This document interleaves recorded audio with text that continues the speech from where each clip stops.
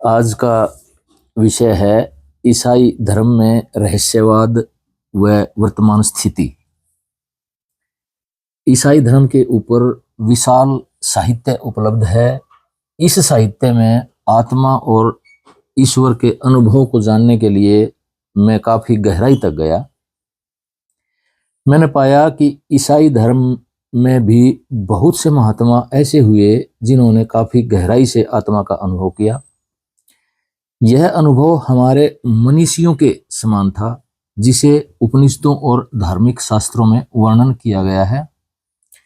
इस वीडियो में उसी अनुभव को वर्णन करूंगा। क्या ईसा मसीह एक व्यक्ति थे या ईश्वर का लोगोस अर्थात वर्ड के रूप में अवतरण था? इस विषय को लेकर कई शताब्दियों तक चर्चा और डिबेट हुई। इसी विषय को लेकर पूर्वी और पश्चिमी चर्च में भेद पैदा हो गए। पूर्वी चर्च यूनान के सुकरात और प्लेटो जैसे महात्माओं के विचारों से प्रभावित था। पूर्वी चर्च ईसा मसीह के व्यापक और विश्व स्वरूप को और पश्चिमी चर्च ने ईसा मसीह के व्यक्तिगत स्वरूप को स्थापित करने की कोशिश की।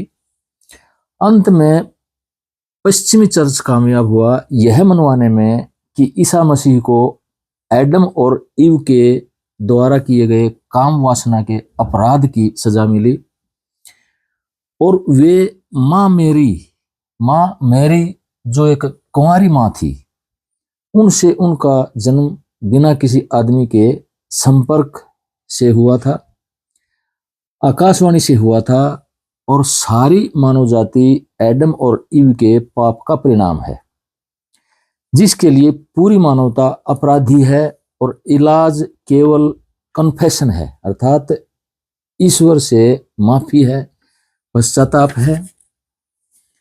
आज का चर्च जिस ईसाइयत को जानता है वह चमत्कार को महत्व देती है।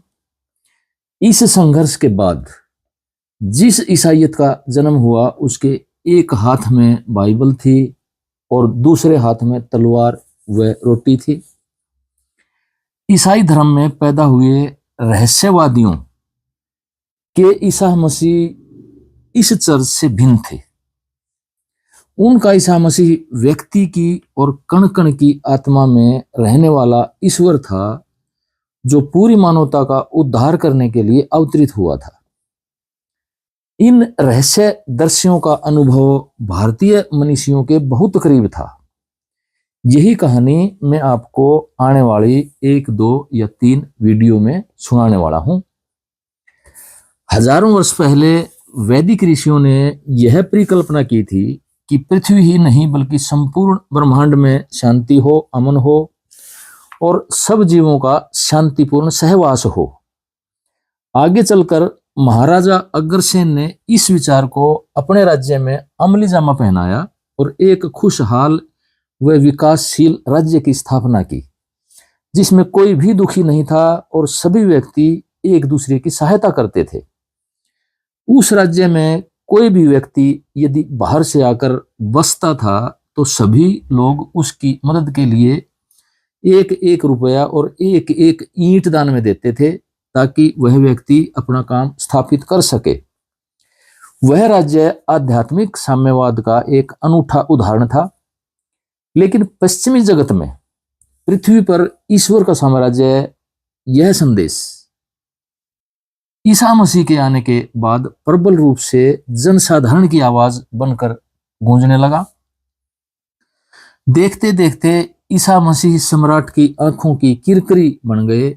जब यह संदेश जन आंदोलन बनने लगा तो राजा को भय सताने लगा कि यह व्यक्ति साम्राज्य के लिए खतरनाक है, इसलिए इस व्यक्ति का जीवित रहना ठीक नहीं है। राजा ने ईसा मसीह को सूली पर चढ़ाने का हुक्म दे दिया। ईसा मसीह तो चले गए, लेकिन उनके जाने के बाद यह संदेश आग की तरह लोगों में फैलने लगा। चर्च की संस्थाओं ने समय भी निश्चित कर दिया कि उस दिन कयामत आएगी और ईसा मसीह पुनः पृथ्वी पर लौटेंगे और स्वर्ग के साम्राज्य में केवल उन्हें दाखिला मिलेगा जो चर्च के सदस्य होंगे। चर्च का सदस्य बनने के लिए लोगों में होड़ लग गई। देखते देखते चर्च विशाल धन और बल का केंद्र बन गया। चर्च फादर और ईसाई धर्म के संरक्षक विलासिता के जीवन में डूबते चले गए। दूसरी तरफ ईसाई धर्म में उठी धार्मिक क्रांति ने संसार की राजनीति को प्रभावित किया, जिससे सामाजिक और आर्थिक स्थिति भी प्रभावित होने लगी। अनेक धार्मिक युद्ध लड़े गए और साम्राज्यवाद के विस्तार के लिए हर तरह के हथकंडे अपनाए गए। धीरे धीरे ईसाई धर्म का विस्तार संसार में इतना हो गया कि उनके राज्य में सूर्य कभी भी अस्त नहीं होता था। आज भी ईसाई धर्म का विस्तार संसार में सबसे अधिक है। अतः पृथ्वी पर ईश्वर का साम्राज्य विषय पर चिंतन करने के लिए सबसे पहले ईसाई धर्म के मौलिक स्वरूप को जानना अति आवश्यक है। ईसाई धर्म की चेतना का आकलन किए बिना यह जानना संभव नहीं है कि क्या संसार की धार्मिक, राजनीतिक और प्राकृतिक विभिन्नता के रहते हुए पृथ्वी पर ईश्वर के साम्राज्य की स्थापना हो पाना संभव है। इसके लिए सबसे पहले संसार के सभी आस्तिक और नास्तिक धर्म के अनुयायियों के लिए यह आवश्यक है कि धर्म व अध्यात्म के वास्तविक रूप को समझा जाए। आरंभ से ही ईसाई धर्म में कुछ प्रश्न समय समय पर उठते रहे हैं, जिन्होंने लोगों को विचलित किया और धार्मिक पुरोहितों को असामान्य स्थितियों का सामना करना पड़ा। सम्राट कॉन्स्टेंटाइन ने जब ईसाई धर्म को राजधर्म घोषित कर दिया और ईसाई पादरियों को राज्य में ऊंची ऊंची पदवियों से नवाजा गया, तब सबसे पहले यही प्रश्न सामने आया कि क्या ईसा मसीह वास्तव में ईश्वर के दूत थे या दूसरे मनुष्यों की तरह एक सामान्य व्यक्ति थे। समय के साथ साथ ईसाई धर्म की नींव मजबूत होती चली गई। चर्च धन और बल की एक विशाल संस्था बन गया। कुछ और प्रश्न जनमानस के मानसिक पटल को आंदोलित करते रहे, लेकिन खुलकर कोई भी व्यक्ति उन्हें प्रकट नहीं कर पाया, क्योंकि ईसा मसीह और बाइबल की किसी भी पंक्ति के बारे में कोई भी शंका व्यक्त करना अपनी मौत को आमंत्रित करना था। धीरे धीरे आधुनिकरण का दौर चल निकला। धन, वैभव और ऐश्वर्य की लहर चलने लगी। औद्योगिकरण के साथ साथ विज्ञान के विकास ने भी देखते देखते पश्चिमी देश के लोगों को उन्नति से चकाचौंध कर दिया। अब व्यक्ति आजादी महसूस करने लगा था। शिक्षा का प्रचार और प्रसार भी पुरजोर से हो रहा था। इसके ऊपर प्रिंटिंग प्रेस की खोज ने उसे और भी गति प्रदान की। इससे एक क्षेत्र से दूसरे क्षेत्र के लोगों के बीच ज्ञान का आदान प्रदान बढ़ने लगा। धर्म और धर्म ग्रंथों की व्याख्या वैज्ञानिक तरीकों से होने लगी। आरंभ में चर्च ने शिक्षा और विज्ञान के ऊपर काफी पाबंदियां लगाई, लेकिन लोगों की व्याख्याओं और व्यक्तिगत आजादी की बढ़ती मांग ने इन पाबंदियों की तरफ अधिक ध्यान नहीं दिया। जब चर्च ने कहा कि धर्म ग्रंथों की नई व्याख्याएं न की जाएं, तो बुद्धिजीवियों ने कहा कि ऐसा करने से धर्म का अधिक प्रचार होगा और मसीहा का संदेश दूर दूर तक पहुंचने में कामयाब होगा। यह सत्य सिद्ध हुआ, लेकिन इससे चर्च की सार्वभौमिक प्रभुता कम होती चली गई।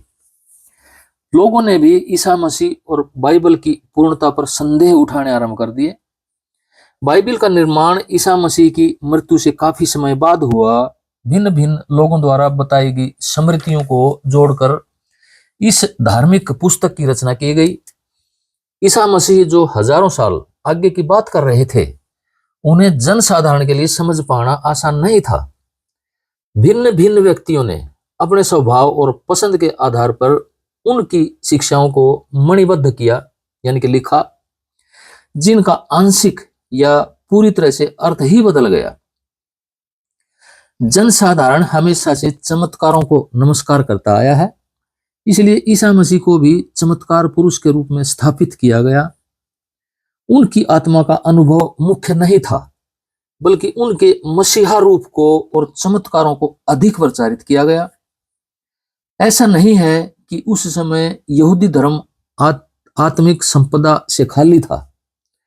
उस समय का रबीज पंथ आध्यात्मिक खजाने से ओतप्रोत था, जिसमें प्राचीन यूनान का आध्यात्मिक ज्ञान भी दृष्टिगोचर होता था। लेकिन उपनिषद ज्ञान की तरह यह ज्ञान भी साधारण मनुष्य की पहुंच के अंदर नहीं था, और व्यक्ति यहूदी कर्मकांडों और धार्मिक पुरोहितों के शोषण से घबराया हुआ था। जिस प्रकार महात्मा बुद्ध ने पुरोहितों के एकाधिकार को तोड़ने के लिए आम लोगों के बीच जाकर उन्हीं की भाषा में ज्ञान को बांटा, उसी प्रकार मसीहा भी देखते देखते लोगों के दिलों में घर कर गए। उनकी शिक्षाएं उनके दिलों में बस गई, जो उनकी जरूरतों के मुताबिक थी। देखते देखते उनके पीछे पीछे गरीब, पीड़ित और असहाय लोगों की भीड़ उमड़ पड़ी। यही कारण था कि ईसा मसीह के चमत्कारों को अधिक प्रचारित किया गया। आज भी यदि किसी व्यक्ति को चर्च के द्वारा संत की उपाधि से सुशोभित करना होता है, तो उसमें सबसे पहले उसके द्वारा किए गए चमत्कारों की गिनती की जाती है। आत्मिक चमत्कार या आत्मिक दिव्यता को मापने के लिए उसके पास कोई पैमाना नहीं है। आज विज्ञान चमत्कारों को नहीं मानता है। हमारी नजरें जब किसी बात को नहीं समझ पाती हैं, तो वही बात हमारे लिए चमत्कार बन जाती है। इसलिए आज के व्यक्ति के लिए पुराने धर्म जो लोगों में अंधविश्वास पैदा करते हैं, तर्क संगत मालूम नहीं पड़ते हैं। समय के अनुसार धर्म की परिभाषा भी बदल गई है। ठीक उसी तरह जिस प्रकार समय के साथ साथ नास्तिक व्यक्ति की परिभाषा भी बदलती रही है। 17वीं शताब्दी में फ्रांस के एक वैज्ञानिक मेरीन मर्सीन ने यह घोषणा की कि अकेले पेरिस शहर में 50,000 नास्तिक मौजूद हैं। जब इस बात का पता लगाया गया तो मालूम हुआ कि वे सभी परमात्मा में विश्वास करते हैं, लेकिन ईसाई धर्म की बात को लेकर आशंकित हैं, इसलिए वे नास्तिक हैं।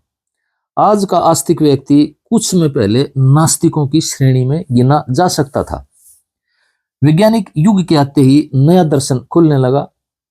Nietzsche, Sigmund Freud, Charles Darwin, Karl Marx, Ludwig, David Hume, Laplace, Diderot व अन्य कई महान हस्तियों ने ईश्वर के अस्तित्व को मानने से इनकार कर दिया। एक नई बहस का जन्म हुआ, जिसमें लोगों ने अनेकों ऐसे प्रश्न उठाने शुरू किए जिनसे ईसाई धर्म का पारंपरिक ढांचा लहूलुहान होने लगा। क्या ईश्वर इतना अत्याचारी है जो अपने ही पुत्र को उसकी हत्या करने के लिए बेरहम लोगों को सौंप देता है? क्या ईश्वर इतना कमजोर है जो अपने ही पुत्र की रक्षा न कर सके? क्या ईश्वर इतना निर्दयी है जिसने धर्म की रक्षा के लिए इतने लोगों की जान ली?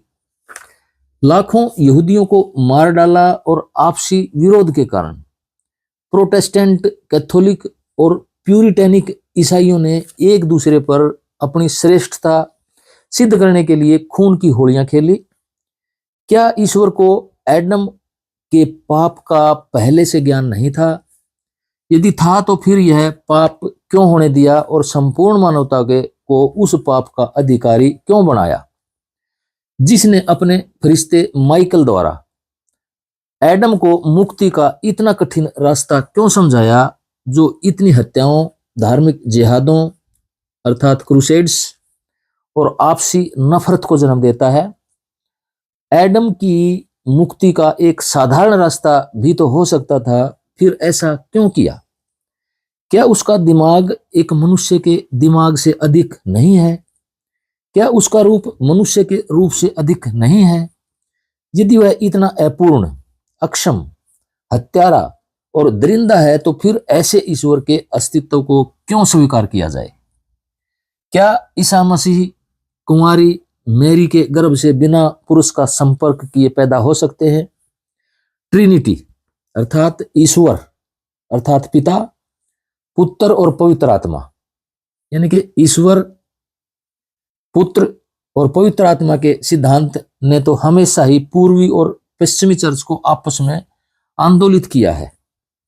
20वीं शताब्दी के जीन पॉल सार्त्रे ने कहा कि यदि ईश्वर है तो भी उसके अस्तित्व को नकार देना ही उचित है, क्योंकि उसके अस्तित्व को स्वीकार करना मनुष्य की आजादी को कम करना है।